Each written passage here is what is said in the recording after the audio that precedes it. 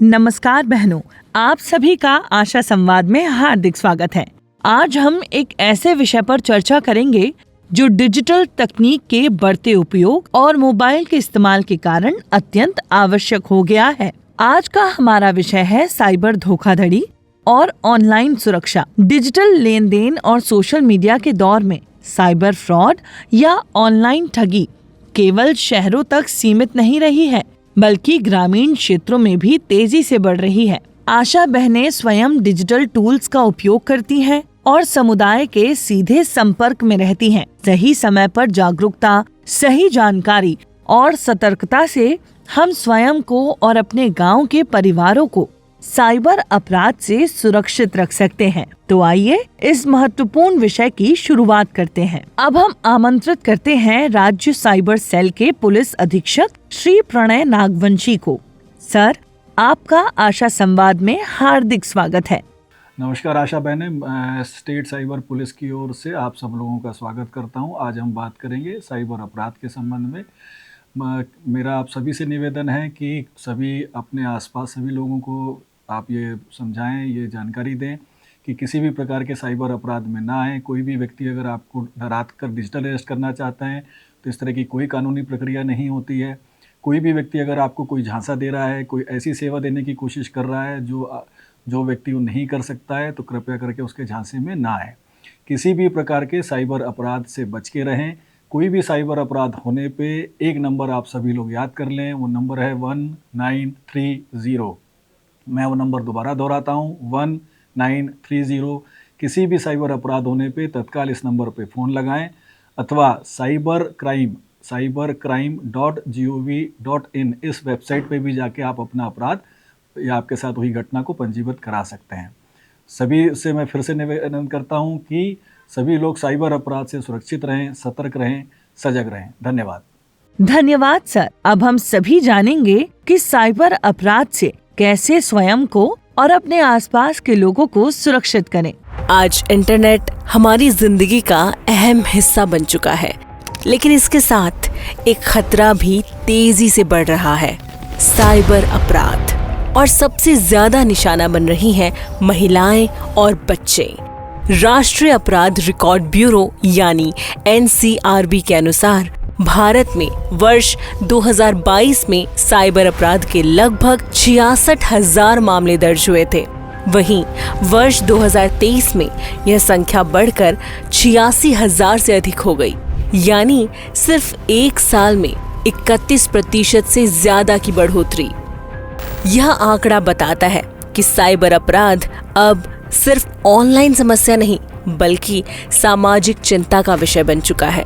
महिलाओं को cyber harassment, cyber stalking, fake profile, deep fake, photo morphing और सेक्सटॉर्शन जैसे साइबर क्राइम से जूझना पड़ रहा है। सेक्सटॉर्शन में अपराधी निजी फोटो या वीडियो को वायरल करने की धमकी देकर ब्लैकमेल करते हैं। वहीं डीप फेक तकनीक के जरिए किसी की तस्वीर या वीडियो को एडिट करके गलत तरीके से इस्तेमाल किया जाता है। बच्चों के खिलाफ भी साइबर अपराध लगातार बढ़ रहे हैं। ऑनलाइन गेमिंग, सोशल मीडिया और चैटिंग प्लेटफॉर्म के माध्यम से अपराधी बच्चों तक पहुंचते हैं। पहले दोस्ती करते हैं, फिर उनका भरोसा जीतते हैं और बाद में निजी जानकारी, फोटो या वीडियो हासिल करने की कोशिश करते हैं। इसे ऑनलाइन ग्रूमिंग कहा जाता है। इसके अलावा साइबर बुलिंग भी बच्चों के लिए एक बड़ी समस्या बन चुकी है।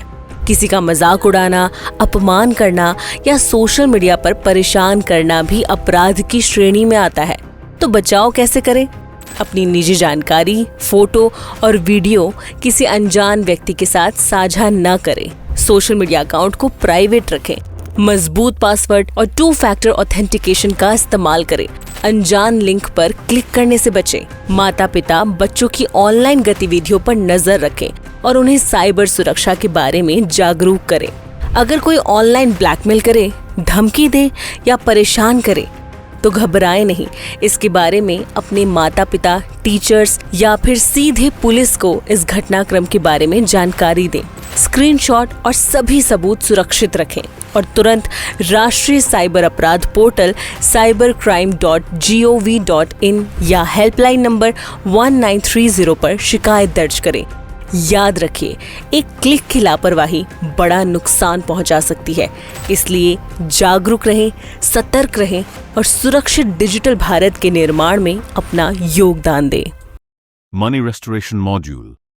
साइबर ठगी में पैसा चला जाए तो सबसे बड़ा डर क्या होता है? यही कि अब ये पैसा वापस मिलेगा भी या नहीं। लेकिन अगर ठगी की रकम समय रहते ठग के खाते में फ्रीज हो जाए तो अब उसे वापस पाने का रास्ता पहले से कहीं आसान हो गया है।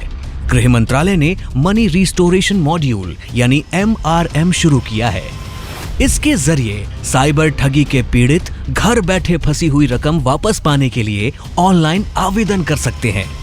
लेकिन इसके लिए कुछ शर्तें हैं। सबसे पहले शिकायत 1930 हेल्पलाइन या cybercrime.gov.in पर दर्ज होनी चाहिए। आपके पास 14 अंकों का शिकायत नंबर होना चाहिए और ठगी की रकम ठग के खाते में फ्रीज होनी चाहिए। अगर एक खाते में 50,000 रुपए तक की रकम फंसी है तो बिना FIR और बिना कोर्ट ऑर्डर के भी रिफंड मिल सकता है। वहीं अगर किसी खाते में 50,000 रुपए से ज्यादा की रकम फंसी है तो FIR जरूरी होगी।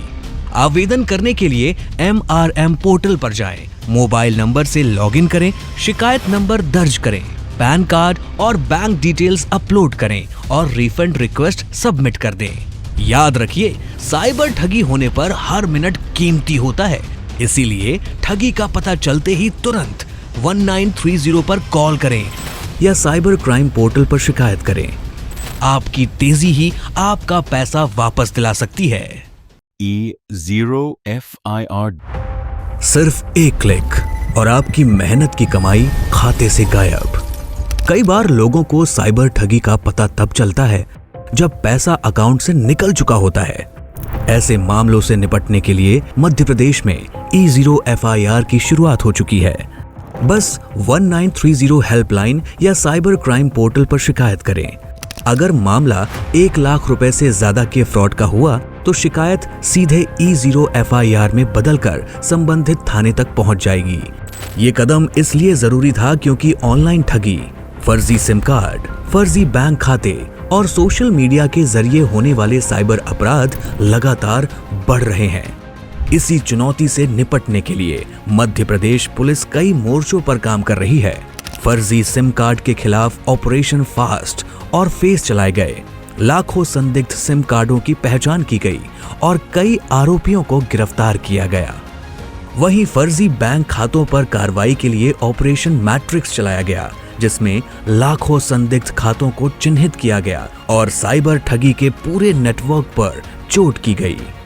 महिलाओं और बच्चों के खिलाफ साइबर अपराध रोकने के लिए विशेष अभियान जारी है। साथ ही लोगों को जागरूक करने के लिए सेफ क्लिक अभियान चलाया जा रहा है ताकि लोग ठगी का शिकार होने से पहले ही सतर्क हो जाएं। मध्य प्रदेश पुलिस भविष्य की चुनौतियों की तैयारी भी कर रही है। इसके लिए साइबर कमांडो तैयार किए जा रहे हैं जो साइबर हमलों से सरकारी और महत्वपूर्ण डिजिटल सिस्टम की सुरक्षा में मदद करेंगे। वहीं सिंहस्थ 2028 को देखते हुए सिंहस्थ साइबर वॉरियर्स योजना भी शुरू की गई है। इसके तहत हजारों युवा स्वयं सेवकों को साइबर जागरूकता, शिकायत सहायता और सोशल मीडिया मॉनिटरिंग के लिए प्रशिक्षित किया जा रहा है। सीधी बात यह है कि साइबर अपराधियों के तरीके बदल रहे हैं, लेकिन उनसे निपटने की तैयारी भी अब पहले से कहीं ज्यादा मजबूत हो रही है। फिर भी सबसे बड़ी सुरक्षा आपकी अपनी सावधानी है। किसी अनजान लिंक पर क्लिक ना करें, OTP साझा ना करें और साइबर ठगी होने पर तुरंत 1930 पर शिकायत दर्ज करें। सजग रहें, सुरक्षित रहें। Digital arrest. फोन आया, सामने से आवाज आई, आप डिजिटल अरेस्ट हैं। व्हाट्सएप पर वीडियो आया, चेहरा आपका लेकिन वीडियो नकली। मोबाइल पर मैसेज आया, बधाई हो, आपने लाखों रुपए जीत लिए। यही है आज के नए साइबर जाल। कहीं डिजिटल अरेस्ट के नाम पर डराया जाता है, कहीं डीप फेक वीडियो और आवाज से भरोसा जीता जाता है, कहीं फेक निवेश स्कीम दिखाकर मोटे मुनाफे का लालच दिया जाता है और कहीं एक लिंक पर क्लिक करते ही बैंक खाते की जानकारी चुरा ली जाती है। याद रखिए, पुलिस या सरकारी एजेंसी फोन पर डिजिटल अरेस्ट नहीं करती।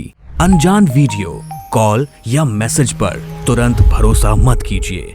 किसी भी लिंक पर क्लिक करने से पहले उसे जांचिए। ओटीपी, पिन और पासवर्ड किसी के साथ शेयर मत कीजिए।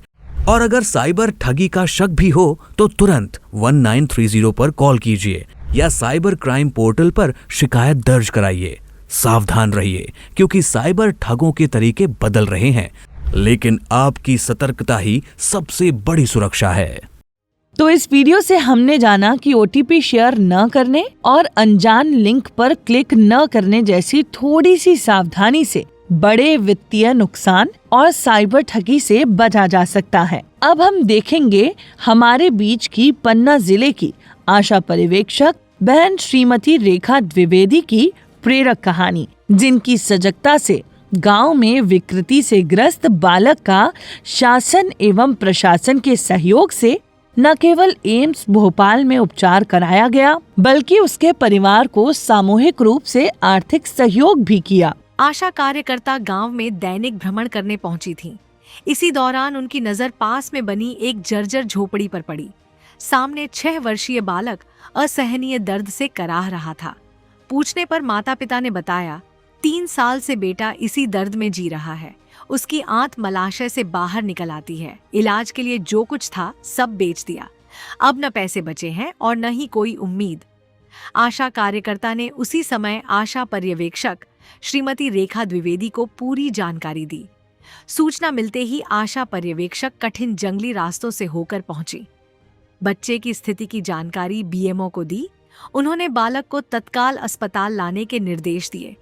आशा पर्यवेक्षक निजी खर्च पर ऑटो की व्यवस्था की और बच्चे के माता पिता सहित सामुदायिक स्वास्थ्य केंद्र अजयगढ़ पहुंची। वहां बीएमओ ने जब बच्चे की जांच की तो हैरान रह गए हैं। उनके 25 वर्षों की सेवा काल में रेक्टल प्रोलैप्स जैसी दुर्लभ बीमारी पहली बार देखने में आई थी। उन्होंने बताया कि इसका इलाज एम्स जैसे किसी बड़े अस्पताल में ही हो सकता है। बड़े अस्पताल में इलाज की बात सुनते ही बालक के माता पिता ने अपनी इलाज कराने में असमर्थता बताई। तब सभी लोगों ने मिलकर सोशल मीडिया में यह जानकारी साझा की।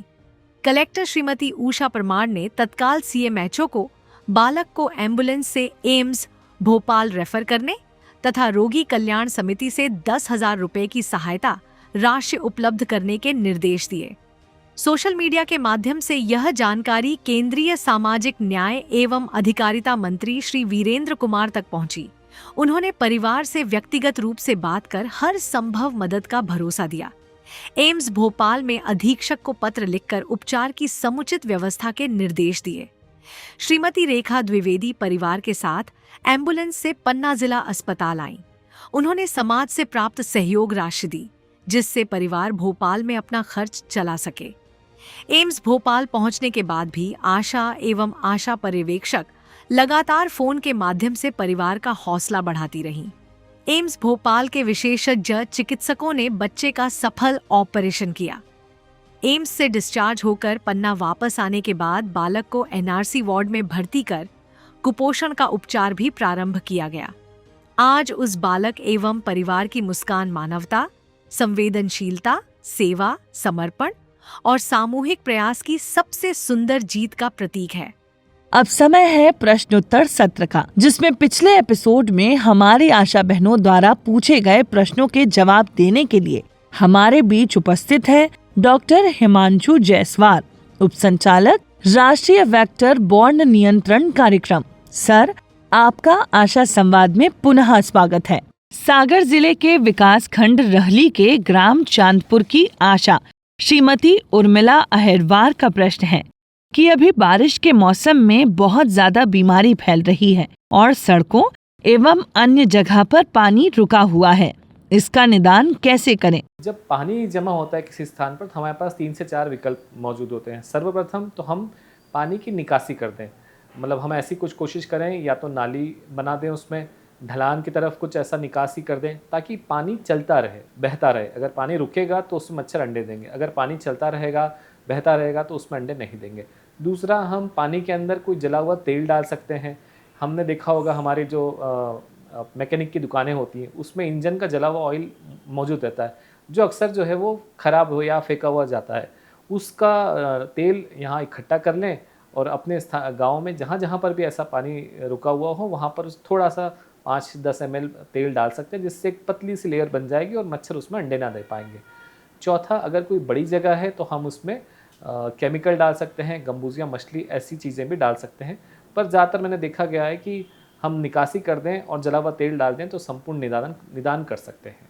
भोपाल जिले के विकासखंड फंदा के ग्राम भूतिया जागीर की आशा श्रीमती प्रेमलता का प्रश्न है कि यदि ग्राम में गड्ढों में पानी भरा रहता है तो ऐसी स्थिति में क्या करना चाहिए। देखिए, इसका भी सवाल जो है वो एक समान ही है कि अगर गड्ढों में पानी भरा रहता है तो हम क्या कर सकते हैं। उत्तर वही समान है कि हम सर्वप्रथम पहले निकासी कर दें। अगर निकासी नहीं कर सकते हैं किसी कारण से तो हम उसमें जला हुआ तेल डाल दें। जला हुआ तेल अगर उपलब्ध नहीं हो तो हम कई बार जो हमारे घर में उपयोग करा हुआ, जो हम मल्टीपल टाइम्स अगर हम उसको तेल को यूज़ कर लेते हैं, उपयोग कर लेते हैं, तो ऐसा तेल भी हम उसमें यूज़ कर सकते हैं। जैसे मीठा तेल है, घरों में उपयोग करा मीठा तेल है जो फेंकने में आ रहा है या हम कई बार बाहर फेंकते हैं, तो ऐसी स्थान पे ना फेंकते हुए हम उसको गड्ढों के अंदर फेंक दें, जिससे एक पतली सी लेयर बन जाए और मच्छर उस पर अंडे ना दे पाए। छिंदवाड़ा जिले के ग्राम गुजरघाट की आशा श्रीमती ललिता शीलू की जिज्ञासा है कि गर्भवती महिला को सादे बुखार में पैरासिटामोल और मलेरिया बुखार में क्लोरोक्विन की गोली दे सकते हैं। सर्वप्रथम तो अगर किसी गर्भवती महिला को अगर बुखार आता है तो हमें उसकी जांच सर्वप्रथम किसी चिकित्सक से कराना चाहिए। डेंगू एक वायरल रोग है। डेंगू सर्वप्रथम जो है स्वतः 7 से 10 दिन में ठीक हो जाता है। तो डेंगू हम साधारण पैरासिटामोल गोली का उपयोग कर सकते हैं, पर इसमें कोई अन्य दवा ना दें। तो ये भी चिकित्सीय सलाह लेकर दें तो ज़्यादा बेहतर होगा। कई बार कोई भी दवाएं अगर गर्भावस्था के दौरान ली जाती हैं तो वो नुकसानकारक हो सकती है। तो मेरा सलाह यही है कि चिकित्सीय परामर्श लें। वैसी बात करें अगर मलेरिया की, तो मलेरिया का उपचार जो है वो लक्षण के आधार पर होता है और किस प्रकार का मलेरिया होता है। क्लोरोक्विन की दवाइयाँ वाइवेक्स मलेरिया में दी जाती हैं। तो अगर फैल्सीपरम का मलेरिया किसी गर्भवती महिलाओं को हो तो अन्य दवाएं देना पड़ेंगी। दूसरा, ये गर्भवती महिलाओं की अवस्था क्या है, वो प्रथम तिमाही में है, द्वितीय तिमाही में है या तीसरी तिमाही में है। तो तिमाही के अनुसार भी दवाओं का चयन करना पड़ता है। कई दवाएं प्रथम तिमाही में नहीं दी जाती है, तो ऐसी स्थिति में तिमाही के अनुसार या जो त्रैमास जो होता है, जिसको हम एंटीनेटल जो पीरियड कहते हैं, उसके अनुसार ही दवा देना चाहिए। तो सर्वप्रथम मेरा यही आपसे आशय रहेगा कि चिकित्सक से सलाह लें और किसी चिकित्सक के परामर्श के उपरांत ही दवा दें। जांच के आधार पे, जांच के परिणाम के आधार पे ही उसका उपचार दे दें। सागर जिले के ब्लॉक देवरी के ग्राम बिजौरा की आशा कार्यकर्ता श्रीमती रेखा रजक का प्रश्न है कि अगर किसी मरीज को तेज बुखार हो, ठंड लगकर आया हो और जांच करने पर RTD किट में कुछ भी नहीं आ रहा है, लेकिन वही मरीज अस्पताल में पॉजिटिव निकलता है, तो क्या किट में कोई खराबी हो सकती है। ऐसा ही एक प्रश्न छिंदवाड़ा जिले की एक आशा का भी है कि गांव में बुखार के मरीज की किट से जांच में और PHC की जांच में रिपोर्ट नेगेटिव आती है, लेकिन प्राइवेट की जांच में रिपोर्ट पॉजिटिव आती है। ऐसा हो सकता है क्योंकि हम जो जांचें करते हैं, खासकर जो शासकीय चिकित्सालयों में जांच करते हैं, वो होती है, अगर मलेरिया की बात करें तो वो होती है bivalent rapid card. Bivalent rapid card जो है मुख्यतः एंटीजन बेस्ड होती है, बीमारी के एंटीजन के आधार पर काम करती है। और कई जो निजी चिकित्सालय होते हैं वो मल्टीपल रैपिड कार्ड यूज़ करते हैं, जिसको एंटीजन और एंटीबॉडी रैपिड कार्ड भी कहते हैं। ऐसी स्थिति में होता क्या है कि अगर उस उक्त मरीज को पहले कभी मलेरिया या डेंगू आया हो तो भी वो रैपिड कार्ड में पॉजिटिव आएगा। तो ऐसी स्थिति में ये भी होता है कि किसी मरीज को पुराने लक्षण के आधार पर वो पॉजिटिवली दिखती है, परंतु हमारे उपचार में या हमारी जांच में वो चीज़ नेगेटिव आती है। उल्टी बात करें कि अगर हमारी जांच में अगर वो पॉजिटिव आता है और बाज़ार की जांच में वो नेगेटिव आता है, तो ऐसी स्थिति में किटों की क्वालिटी की जांच भी की जाना चाहिए। हम जो किटों यूज़ करते हैं वो भारत सरकार द्वारा प्रमाणित होती है। जो किट का हम क्रय करते हैं मध्य प्रदेश सरकार द्वारा, वो भी WHO GMP सर्टिफाइड प्रमाणित होती है। हम NABL सर्टिफिकेट्स लेते हैं लैब से। तो मैं आश्वस्त हूँ कि जो हमारे मध्य प्रदेश सरकार जो किट्स लेती है वो उच्च गुणवत्ता की होती है। तो कृपया अन्य किटों की भी जांच कर लें। कई बार देखने में आया है कि रैपिड किट जो दूसरे लो क्वालिटी की होती है वो भी कई बार चिकित्सालय यूज़ करते हैं। हालांकि डेंगू के अंदर एलाइजा आधारित जांचों को प्राथमिकता देना चाहिए, उसी को ही हम पुष्टि मानते हैं। और मलेरिया में भी हम अगर कोशिश कर सकते हैं कि हम स्लाइड्स बनवा लें तो उससे मलेरिया की बीमारी भी पुष्टि हो सकती है। दमोह जिले के ब्लॉक बटियागढ़ की आशा सुपरवाइजर श्रीमती कमला ठाकुर एवं जबलपुर जिले के विकासखंड पाटन के ग्राम अर्चा की आशा श्रीमती किरण बर्मन का प्रश्न है कि यदि किसी गर्भवती महिला को मलेरिया या डेंगू हो जाए तो क्या उसको दवा दी जा सकती है और उसका इलाज किस प्रकार किया जाए। और जैसा मैंने पूर्व प्रश्न में भी कहा कि अगर ऐसी स्थिति होती है कि किसी गर्भवती महिला को डेंगू या मलेरिया जैसी बीमारी निकलती है किसी जांच में, तो आवश्यक है कि उसका उपचार आप किसी चिकित्सक से ही कराएं। मैं फिर कहता हूं कि इसका उपचार कई बार तिमाही या कौन से अवस्था में है वो गर्भावस्था, प्रथम 3 महीने में है, द्वितीय 3 महीने में है या आखिरी 3 महीने में है, तो गर्भावस्था के अनुसार उसका उपचार चेंज हो जाता है या बदलाव हो सकता है, या दवाओं का चयन भी उसी आधार पर होता है। तो पहला तो हो गया अवस्था, दूसरा मलेरिया का प्रकार क्या है, उससे भी दवाएं परिवर्तित हो जाती हैं। फैल्सीपेरम की दवाएं अलग हैं, वायवेक्स की दवाएं अलग हैं। अगर मिक्स्ड इन्फेक्शन हो तो उसकी दवाएं अलग है। डेंगू उपचार में भी देखा गया है कि हम बुखार के लिए पैरासीटामोल का उपयोग करते हैं, पर अगर ज़रूरत ना हो, अगर तेज़ बुखार ना रहो तो हम पट्टी रख के, गीले पानी की पट्टी रख के भी बुखार को कम कर सकते हैं। तो ऐसी अवस्था में, गर्भावस्था में मान्यता जितना हम दवाइयाँ कम से कम लेंगे उतना हमें फ़ायदा होगा, या उतनी गर्भवती महिलाओं को फ़ायदा होगा या नुकसान कम होगा। तो कोशिश करें कि चिकित्सीय सलाह लें और कम से कम दवाओं का उपयोग करें। धन्यवाद सर, ये जानकारी हमारी आशा बहनों के लिए अत्यंत उपयोगी सिद्ध होगी। सतर्क रहें, OTP शेयर न करें, अनजान लिंक से बचें और साइबर अपराध होने पर तुरंत 1930 पर कॉल करें। इसी संदेश के साथ आज के कार्यक्रम से आपसे विदा लेते हैं। फिर मिलेंगे अगले एपिसोड में एक नए विषय के साथ। धन्यवाद। कृपया YouTube चैनल को सब्सक्राइब करें, जिससे संवाद की प्रक्रिया से सरलता से जुड़े रह सकें और अपनी जिज्ञासाओं को कमेंट बॉक्स में लिखेंगी। आपसे विदा लेते हैं अगले हफ्ते के लिए।